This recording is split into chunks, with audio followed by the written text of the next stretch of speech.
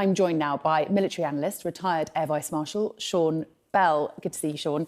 So what is the latest on this huge explosion in Crimea and how much damage has it done? It was an explosion in the port of Sevastopol, home of the Black Sea Fleet.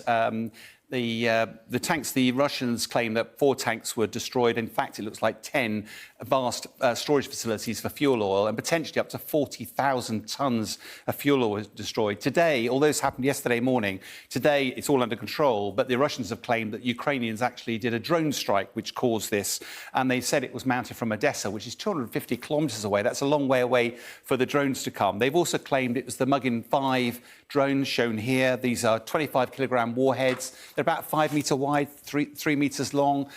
They've got a payload about 25 kilograms and they fly about 100 miles an hour. They only cost about £10,000. They're sourced in China, which seems a bit strange. And the one thing about this story which doesn't quite add up is that the Russians have been using these drones against the Ukrainians. So we're not quite sure at the moment whether this was actually the drone being used, but that's what the Russians have claimed.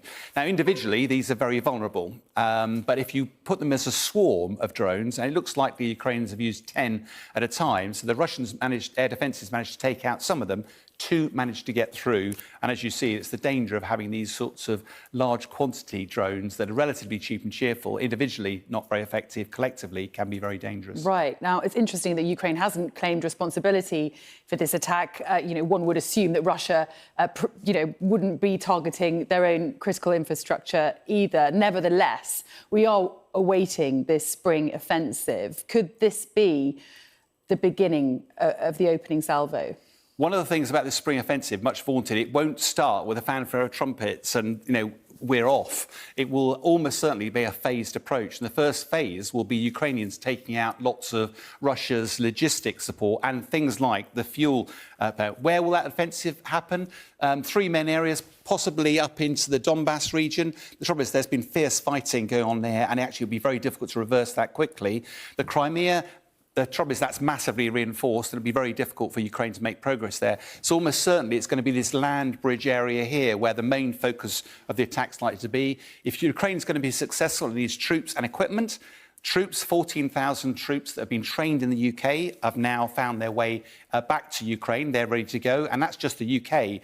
Lots of international partners have also done training. And on the equipment front, NATO Secretary-General said on Thursday that 98% of the equipment that had been promised to Ukrainians has now been delivered. So that's 1,500 armoured personnel carriers, it's 230 tanks and vast quantities of ammunition. It does look like Ukrainian preparations are almost complete for that offensive. Right, and as we know, Ukraine remains very, very tight-lipped about their operational plans. Nevertheless, as you say, they are preparing for this offensive. What do we know about how Russia's preparing for this offensive? The one thing that they're not doing, preparing at the moment, is around Bakhmut, because the fighting there, there's still intense fighting, Russians still grinding on. We've been talking about that for 11 months.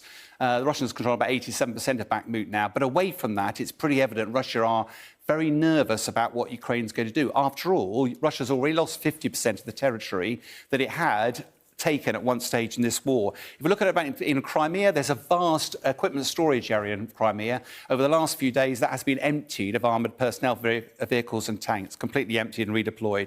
Zaporizhzhia nuclear facility, there's emplacements, actually. The Russians are putting sandbags in, reinforcing there. Really worrying, because that's within the nuclear facility. They're expecting to fight there. It's worth pointing out the reactor is actually very well hardened, is fine.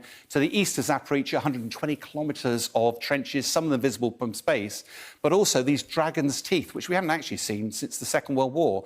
They're 1 metre tall. They are a pyramid in function and they're made of concrete. They're just designed to slow down main battle tanks and they're being used all over the place.